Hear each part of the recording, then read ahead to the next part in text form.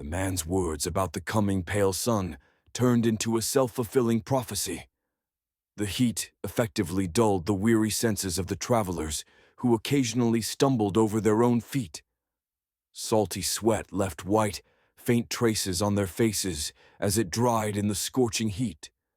Their breaths were heavy and shallow, and the air, heated to a searing temperature, inflicted pain with each inhale. So they saved their words as if they were the most precious treasures in the world. The great desert lashed their bodies with grains of crimson sand, driven by gusting winds. This natural, though uncertain, phenomenon stirred delusions in Carmen's mind. Although she didn't share her fears with her companion, a fierce battle raged inside her heart to retain her sanity. In different circumstances, these illusions might have inspired awe if they weren't so vicious and deceitful in nature. The raging wind created marching walls of swirling dust on the horizon. Sometimes they resembled slimy creatures akin to snakes or other vile reptiles, and at other times they took the shape of giants leading their hounds on leashes, howling in fury. In moments of fleeting calm, the woman felt that the ground beneath her feet made sounds like cracking scabs. Memories of the Black Plague, which she had witnessed as a child, resurfaced as she recalled people dying to the sounds of festering wounds. She couldn't be sure if her travel-worn mind was conjuring these twisted visions from the past, or if these hellish, cursed lands were actively trying to break her in every possible way. But still, she kept moving, undeterred by the challenges fate threw her way. At times, her fears deepened with sounds reminiscent of the flapping of enormous wings. She wondered whether it was some great bird, supposedly extinct for centuries, or perhaps a dragon or manticore waiting for the right moment to strike. Despite staring into the skies to the point of near madness, she couldn't pinpoint the phantom that haunted her. Yet, as she noted in her thoughts, perhaps she was losing her sanity, but she hadn't lost her dignity, or the hope that she would reach the end of her journey. She wasn't the only one engaged in a silent battle with her thoughts. The ones with the most to hide are those who know more than they should, and those who conceal their true nature even from themselves, like the nameless one. Was he truly without a name, without a history, without sins or regrets? Would he truly be wandering among the dunes, soaked in death, if his soul were as pure as a tear? Although he had cast aside many dark memories, one continued to echo in his mind, like relentless chains reminding a prisoner that they were enslaved. Despite his struggle, reluctance, and the effort of pulling the cart all day, he couldn't expel from his mind the dialogue with a woman who once meant everything to him. "Promise me," the mysterious woman said on her deathbed, choking on blood gathering in her mouth, "that you won't abandon this world. Promise me you won't reject the gift you secretly hide from the world." How can you, he said with exaggerated anger in his voice, speak such words now, in the moment of your death? How can you demand something so cruel of me? Don't you love me? The dying woman held a deck of magical cards as if they were her own children. Her touch was gentle, yet strong enough not to let go of the gift in her trembling hands. "One day, there will come a time when you'll see the world we live and die in differently. I am not cruel, my dearest. I am full of hope." Hope? After everything that's happened, you still have hope in your heart? Help me understand. Why do you still protect others? Look at us and them. We are cursed. We die in filth and wade in our blood. Is that what you call a gift? One day you'll understand, my love, that the world isn't as cruel as your eyes perceive it. Maybe you see more than most, but you don't notice the small, subtle things around you. One of those little things is this deck of cards which I entrust to you once more. Take care of it as you've taken care of me throughout our life. Use it when the time is right. I'll never use it, the man protested. Even though you've lost faith, the beauty lies in the fact that it can be regained, just as I restored your gift to you. Use it when the right moment comes. Use it when you regain faith. Use it when you finally understand the words I've spoken to you throughout our life. She repeated in a raspy voice. Yet her voice was so beautiful that no creature on this barren earth could match its sound.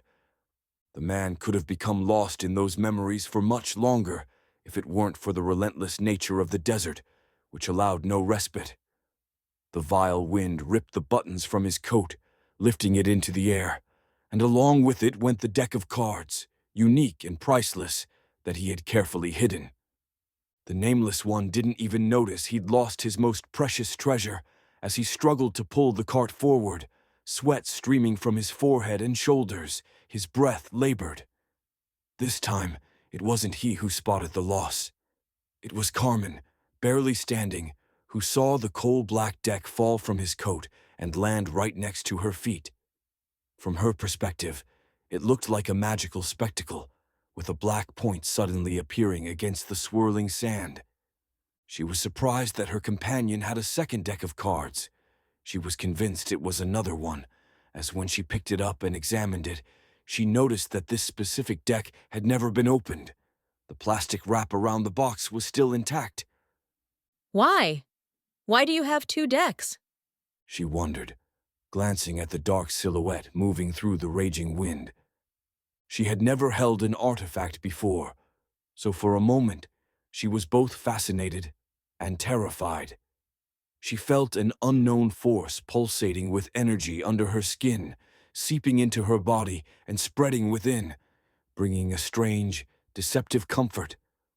Walking a few meters behind her mysterious companion, Carmen Phoenix became increasingly convinced that the longer she held the deck, the more she felt that it was speaking to her.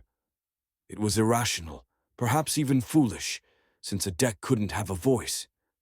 Yet she heard her own whisper urging her to open the artifact and release the ancient power within. I can't do this. She spoke to herself.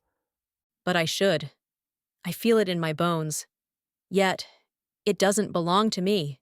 But, does it truly belong to him? She walked like this for nearly 45 minutes, arguing with herself, debating whether to heed the internal voice and tear off the band or return the untouched deck to its owner. On the surface, the choice seemed simple, but the object's power influenced her and her judgment. Like a metaphorical image, the weight of her decision teetered back and forth. The temptation was strong, the suggestion powerful. Who could resist such force? After all, she thought naively, the man already had one deck. Why would he need another? I could open it and just glimpse at the power inside. She was on the verge of crossing the boundary between decency and temptation, ready to abandon the principles and good manners instilled by her late parents. She felt the alluring, almost magical touch of the artifact under her fingertips. In her imagination, she saw shades of gold and purple blossoming in her mind. One decisive act was all it would take to discard everything she believed in, but she didn't do it. Instead, she quickened her pace and handed the deck back to the man, who was horrified to discover that his most cherished, sentimental treasure had been in someone else's hands.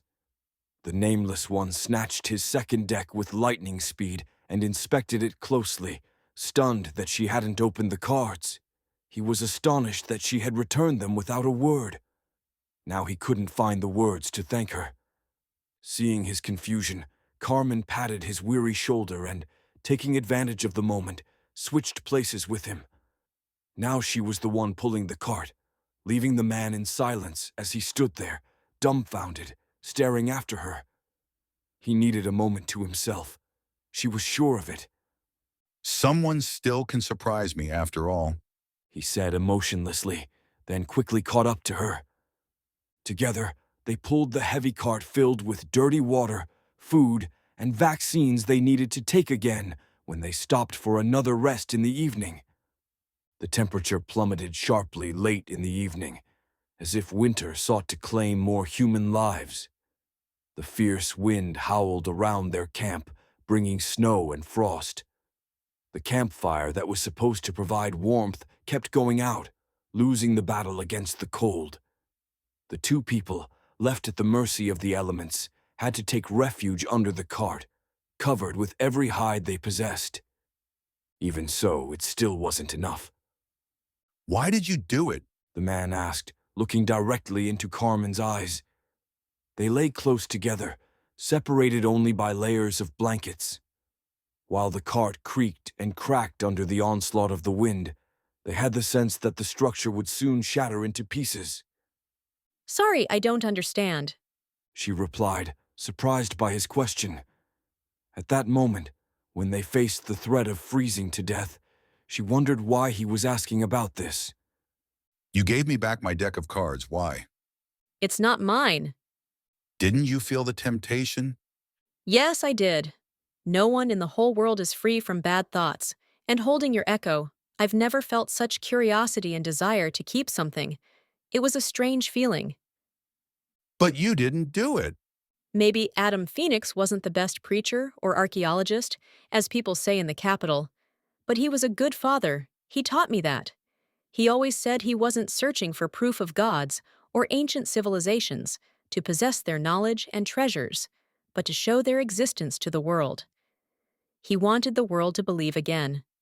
I couldn't steal your deck, even though I felt as if my entire body wanted me to. That feeling made me feel like a stranger in my own skin.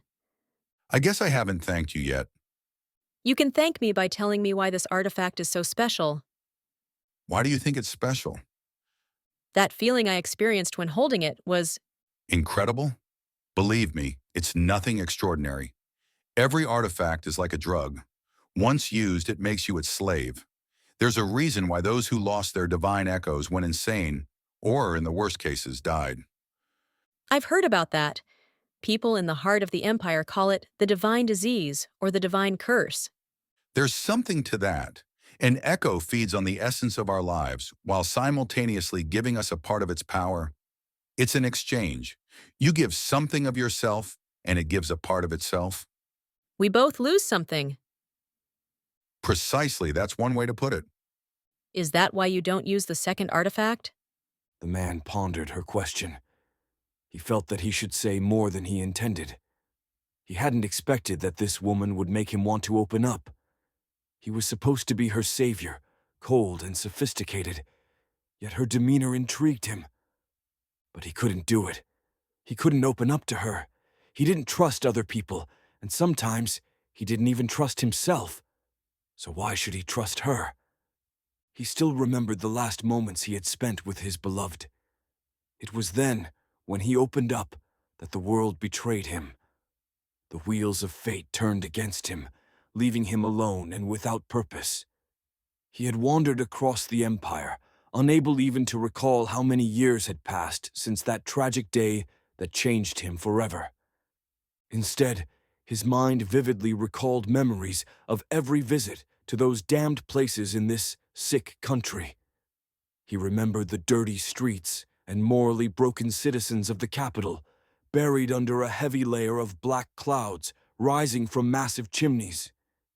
He could effortlessly recall the memory of the heavy, foul-smelling rain that created rushing torrents on cobblestone streets, eroding the stone and steel. But it was that very rain that was a celebration for people who craved water. They longed for it, needed it to survive, and though it was as filthy as their consciences, they fought to the death for it. Such a struggle was what the Nameless One saw when he arrived in the city. Chaos, brawls, the wounded lying in pools of their blood. Children cried, adults, like addicts, licked up the remaining water from the pavement, not caring about the dead who had fallen victim to this anarchy that returned every time rain fell from the darkened sky. He had also seen the steel vehicles and ruthless enforcers tormenting the homeless who dared to rest under the statues of distinguished generals. He vividly remembered the images of starving children hunting rats, offering their innocent bodies to petty entrepreneurs in exchange for scraps of stale bread. During his travels, he visited the mines of Sidari, where teenage miners worked relentlessly for 14 hours a day for a meager wage. The conditions were dangerous, and crowds of starving young boys awaited the chance to fill any vacancy. Girls, too, sought work in the mines to avoid the fate of their mothers, who offered pleasure in nearby brothels. In Tao, he watched how cockroaches, rats, and other pests were bred, forming the basis of human sustenance in the contemporary empire. He traversed wastelands ruled by gangs similar to Jaeger's group. He witnessed ritual murders conducted by witches who held licenses granted by the capital itself. The government had long allowed the cultivation of ancient beliefs as long as it kept society in check. It was a silent, unofficial agreement. No one wanted to repeat the events that had led to the Great War. People were kept in line with whips, strict duties, and harsh penalties.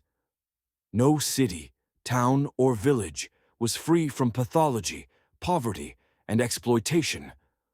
Only a few managed to accumulate wealth by ruthlessly exploiting their position and strength. Corruption corroded human souls, making the weakest suffer for others. Carmen Phoenix, raised in the household of a preacher, didn't know the harsh reality that the Nameless One had encountered on his journey. He bore the weight of others' memories. He knew that to survive, he had to remain indifferent, and he usually succeeded in adhering to this principle. Following this one effective method, he spent almost his entire life merely observing the struggles and failures of ordinary people. In Kotanda, south of the capital, he witnessed a procession during which two teenagers were hanged for daring to steal food from the owner of a factory that produced low-quality clothing. Before the execution, they were scalped and beaten by law enforcers. That was the civilized world as seen through the Nameless One's eyes. As he wandered through his memories, Carmen's savior lost track of time. By the time he returned to the thoughts about his second artifact, the girl had already fallen asleep from exhaustion. He didn't resent her. He knew that the journey through the great desert was beyond the strength of an ordinary mortal, so he was surprised by her stubbornness. He was also full of admiration that she still hadn't given up on her journey. In fact, he was surprised himself that he hadn't left her yet. There were situations when, despite his instincts, he extended a helping hand to a soul in need, but he never stayed long. He preferred not to get involved in others' affairs, yet in this case, he still remained by her side. He froze, suffered, but he hadn't abandoned her. And with that strange thought, he fell asleep on the crimson earth.